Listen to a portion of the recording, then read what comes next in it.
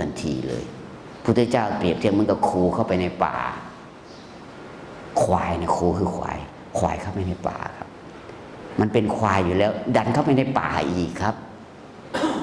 ไปไม่เป็นเลยคนไม่รู้ไม่ใช่คนโง่แต่คนไม่ใฝ่รู้คือคนโง่โอเคไหมคำว่าปรัชญาคือรักในการแสวงหาความรู้ Love of Wisdom พิโลเนี่ยแปลว่ารักโซเฟียแปลว่าอันนี้เป็นภาษาโบราณครับแปลว่าปัญญาหรือความรู้การที่รักในความรู้รักในการแสวงหาความรู้คนไหนมีความรักในการแสวงหาความรู้ใฝ่ในการแสวงหาความรู้คนนั้นคือนักปรัชญาครับเราเรียกว่าฟิโลโซเฟอร์ครับฟิโลโซเฟอร์คือนักแสวงหาความรู้ไม่หยุดไม่หย่อนครับใฝ่รู้ตลอดครับใฝ่รู้อะไรวะทำไมวะเนี่ยจะขึ้นตลอดนะครับนั้นพิโลแปลว่าเลิฟโซเฟียแปลว่าวิสดัมพระอาจารย์มีสุนัขตัวหนึ่งชื่อโซเฟียมันเพิ่งตายไปอาทิตย์ที่แล้วเป็นพันธุ์ซิวาว่ามันนี่ก็ให้พระเลี้ยงแทนมันเพิ่งตายครับอายุไขมัน16 ปีแล้วฟันมันไม่มีแล้วเลี้ยงจนอายุไขก็หมดหมามันมีอายุไขแค่16 ปีเปรียบเทียบคนก็ประมาณอายุประมาณจะ16 ปีของเขาคือ80 คนอายุคนนะมันตายมาชื่อโซเฟียพระอาจารย์ตั้งชื่อโซเฟียแล้วพระอาจารย์ก็ชอบเรียกชื่อลูกศิษย์ตัวเองผิดว่าเขามีพระอาจารย์สอนชื่อโซเนียครับพระอาจารย์ก็ชอบเรียกชื่อเขาผิดเขาก็หัวเราะคือพระอาจารย์จะเรียกชื่อเขาแต่เราเรียกชื่อหมาบ่อยหมาเราชื่อโซเฟียแต่คนที่เราสอนหนังสือชื่อโซเนียเขาก็บอกว่าอาจารย์หนูชื่อโซเนียนะไม่ใช่โซเฟียเพราะเขารู้ว่าหมาพระอาจารย์ชื่อโซเฟียเข้าใจยังอย่าสับสนนะผมก็สับสนเรื่อยๆรักในการแสวงหาความรู้คือความหมายของคำว่าปรัชญาฟิโลโซฟีโอเคนะครับอ่ะจบแล้วอธิบายได้ไหมครับโสกราติสคืออาจารย์ใหญ่เพลโตเป็นลูกศิษย์ของโสกราติสอริสโตเติลเป็นลูกศิษย์ของเพลโตยุครุ่งเรืองที่สุดของปรัชญากรีกคือ3 คนนี้ครับหลังจากนั้นเป็นยุคเสื่อมครับนั้นเราก็จะเน้นไปที่ยุคเจริญรุ่งเรืองคือยุคกรีกครับนี่ยุครุ่งเรือง3 คนนี้แหละครับท่านรู้ไหมวิทยาศาสตร์เจริญเพราะปรัชญาครับเจริญยังไงท่านต้องมาฟังอ่ะรู้เลยนะความหมายนะเวลาออกข้อสอบก็จะมีรูปภาพมีคำถามข้างล่างถ้าท่านฉลาดท่านก็จะดูภาพแต่มันเป็นภาษาโบราณนะเป็นอังกฤษแบบโบราณเข้าใจไหมครับเป็นภาษาลาตินภาษากรีกนะ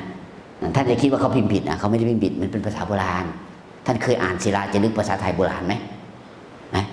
อันนี้ก็เหมือนกันท่านเขาไม่ได้พิมพ์ผิดมันเป็นดังเดิมอย่างเงี้ยอันนี้ AI มันช่วยทำครับอ่ะเรารู้แล้ว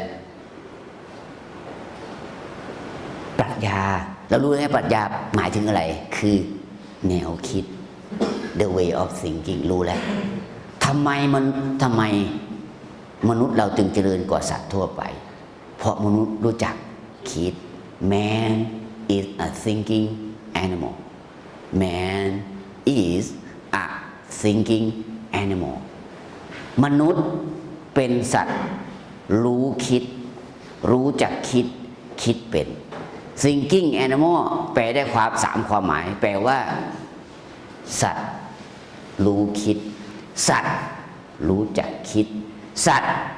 มีความสามารถในการคิดรู้คิดเป็นมีความสามารถในการคิดมีความสามารถในการคิดมนุษย์จึงแตกต่างจากสัตว์ทั่วไปมนุษย์เป็นสัตว์นะครับในคนไหนมาด่าเราว่าไอ้สัตว์ไม่ต้องโกรธครับนะครับไม่ต้องโกรธผมนี่จะไม่โกรธเลยครับเพราะอะไรผมเป็นสัตว์ไงแต่สัตว์ที่รู้จักคิดนักวิทยาศาสตร์นักปรัชญาบอกว่าเราเป็นสัตว์นะพุทธเจ้าก็เราก็เป็นสัตว์ใช่ไหมเราเป็นสัตว์นะ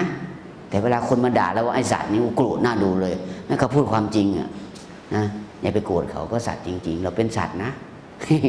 แต่เป็นสัตว์ที่ประเสริฐครับท ำไมพระเจ้ามองว่ามนุษย์เป็นสัตว์ประเสริฐเพราะมนุษย์พัฒนาได้ครับมนุษย์พัฒนาได้พระเจ้ามองอย่างนั้นเพราะมนุษย์รู้จักคิดนี่แหละครับจึงทำให้มนุษย์เจริญกว่าสัตว์ทั้งหลายเราเคยอยู่แบบนี้ท่านรู้ไหมอีก100 ปีข้างหน้าเราอาจจะไม่ได้อยู่แล้วทุกอย่างเปลี่ยนหมดครับแต่เราคงไม่ได้รออยู่ใช่ไหมถ้าบอกท่านถ้าท่านไปบอกคนที่ตายไปแล้ว100 ปีที่แล้วบอกเขาว่ารู้ไหมฉันสามารถคุยกับเพื่อนที่อยู่ในอเมริกาได้เห็นหน้าด้วย100 ปีที่แล้วเขาจะเชื่อเราไหมไม่เชื่อครับเพราะโทรศัพท์ระบบอินเทอร์เน็ตเพิ่งมีไหมมีมาไม่เกิน60 ปีเองครับใช่ไหมก่อนหน้านั้นไม่มีถ้าท่านจะคุยกับใครอยู่อเมริกาไม่มีทางครับอย่างมากก็โทรเลขส่งข้อความไปใช่ไหมพอตายแล้วกลับบ้านด่วนแค่นี้พวกเราเกิดไม่ทันโทรเลขใช่ไหมระบบอนาล็อกอันนี้สรุปแล้วมนุษย์รู้จักคิดพอรู้จักคิดนี่แหละจึงเกิดปรัชญาครับปรัชญาจึงเกิดพร้อมกับมนุษย์เพราะมนุษย์มีแล้วรู้จักคิดใช่ไหมแล้วโลกที่เราอยู่ในนี้เกิดมากี่ล้านปีแล้วครับใครตอบได้ประมาณใช่ไหมครับกี่ล้านปีครับโลกที่เราอยู่นี่เอาโลกก่อนมนุษย์เกิดทีหลังมนุษย์เกิดขึ้นประมาณ 1,200 ปีครับ200 ล้านปี 1,200 ล้านปีมนุษย์เกิดมาประมาณ 1,200 ล้านปีโลกเราเกิดมาเท่าไหร่ครับประมาณ 5,000 ล้านปี 5,000 ปีหรือ 5,000 ล้านปีฮะ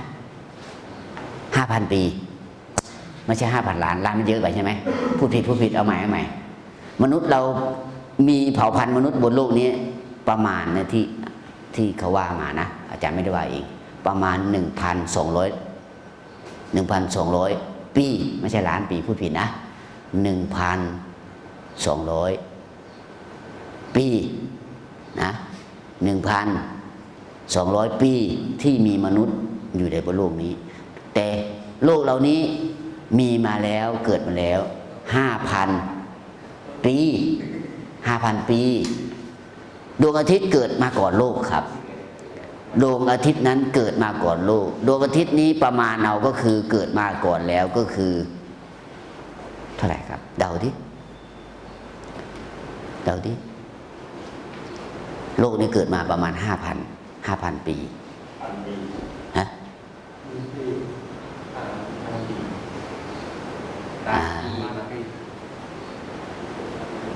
ถ้าพระอาจารย์จำไม่ผิดนี่8 ล้านเมื่อกี้นี้ 5,000 ไปแล้วประมาณ800 ล้านประมาณนี้อาจารย์จำตัวเลขไม่ได้อาจจะผิดได้นะ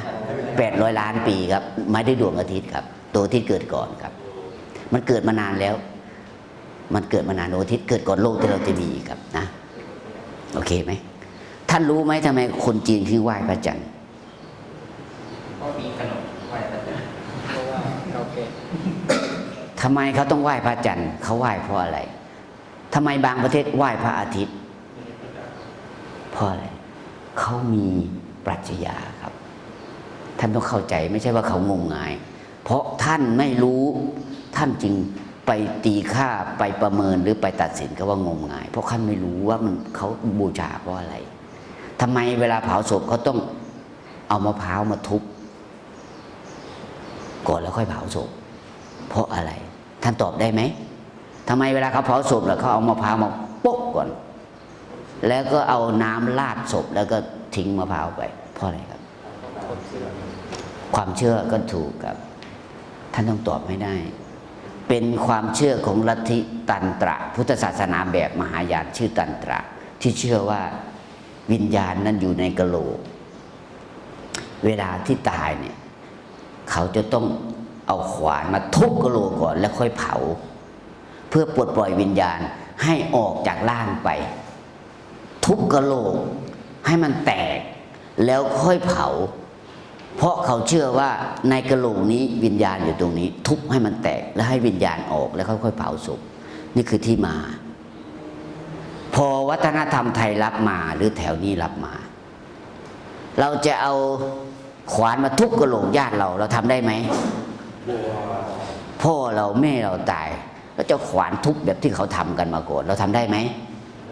ไม่ได้เขาตึงเอามะพร้าวมาทุบแทนนี่คือที่มา เอามะพร้าวอ่ะเมื่อก่อนเอามะพร้าวห้าวไม่ใช่มะพร้าวแก่ๆที่ปอกเปลือกเสร็จแล้วมีแต่ลูกมันอ่ะสีดำๆอ่ะมาทุบแทนเพื่อให้ทุบเหมือนกับทุบกะโหลกเพราะมะพร้าวมันเหมือนกะโหลกทุบโป๊ะเหมือนกับกะโหลกเลยครับแล้วน้ำมันก็หกศพไปเลยแล้วก็ทิ้งไปนี่คือที่มา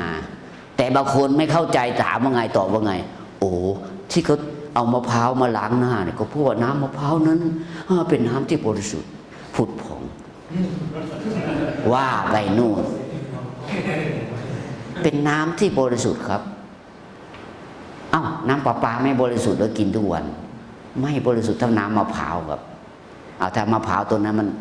ปลูกไว้อยู่ข้างหลังห้องน้ำมันจะบริสุทธิ์ไหมมันดูดน้ำห้องน้ำมากินนะใช่ไหมมันจะสดชื่นไหมหรือว่ามันสงเคราะห์แสงแล้ว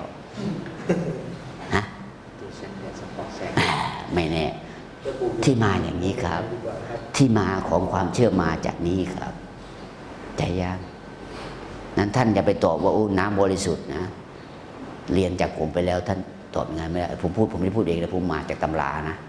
ครูบาอาจารย์สอนผมมานะนั้นท่านตอบว่าทำไม